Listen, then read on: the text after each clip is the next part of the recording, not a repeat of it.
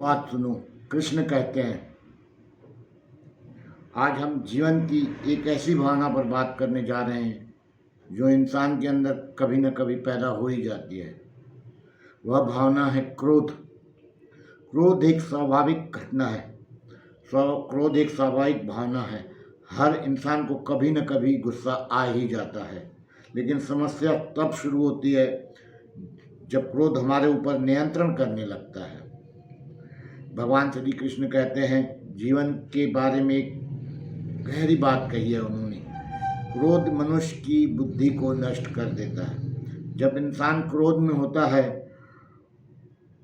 तब वह सही और गलत का अंतर भूल जाता है।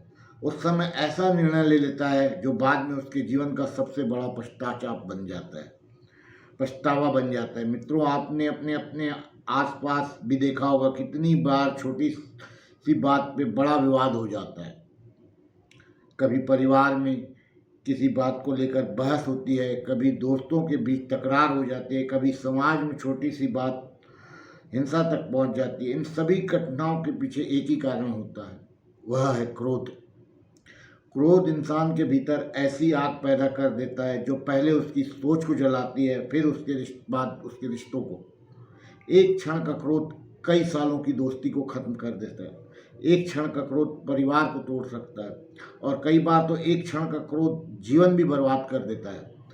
भगवान कृष्ण भागवत गीता में क्रोध के बारे में एक बहुत महत्वपूर्ण बात कही है। उन्होंने बताया, क्रोध से मोह उत्पन्न होता है, मोह से स्मृति भ्रमित होती है, और जब स्मृति भ्रमित हो जाती है तो बुद्धि नष्ट हो जाती है, और जब बुद्धि नष्ट हो जाती है तो मनुष्य का पतन निश्चित हो जाता है। तो मित्रों, इसका मतलब यह है, क्रोध एक भावना नहीं है, ये एक ऐसी श्रृंखला है कि शुरुआत है जो अंत में विनाश तक पहुंचती है। इतिहास भी हम देखते हैं, कई बड़े युद्ध केवल क्रोध और अहंकार की वजह से ही हुए हैं।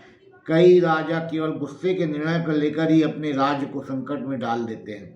आज के समय ऐसा ही होता है। कभी सड़क पर छोटी सी बात को लेकर झगड़ा हो जाता है, कभी किसी शब्द को लेकर विवाद इतना बढ़ जाता है कि ये लोग एक दूसरे के दुश्मन बन जाते हैं।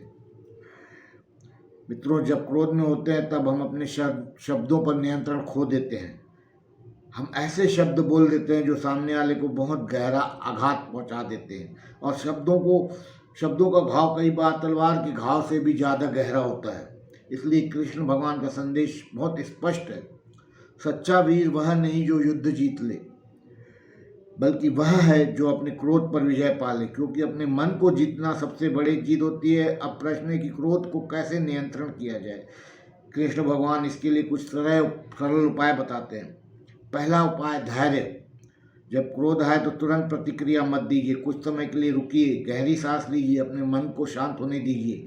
कई बार केवल कुछ मिनट का धैर्य बड़ी गलती करने से हम बचा सकता है। दूसरा उपाय है विचार करना। जब हमें गुस्सा आए तब खुद से एक प्रश्न पूछिए, क्या यह समस्या इतनी बड़ी है, इसके लिए मैं अपना मन और अपना संबंध खराब कर दूं?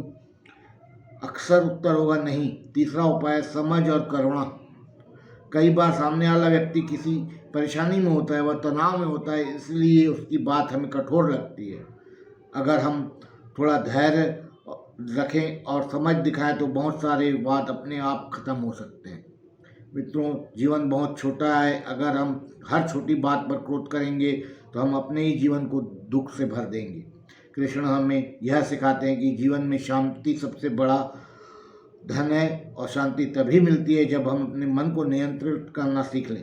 क्रोध को दबाना समाधान नहीं है, बल्कि क्रोध को समझना और नियंत्रण करना सच्चा समाधान है। जब मनुष्य अपने क्रोध पर विजय प्राप्त कर लेता है तब वास्तव में मजबूत बन जाता है, क्योंकि वह व्यक्ति जो अपने मन को जीत लेता है उसे दुनिया की कोई शक्ति नहीं हरा सकती।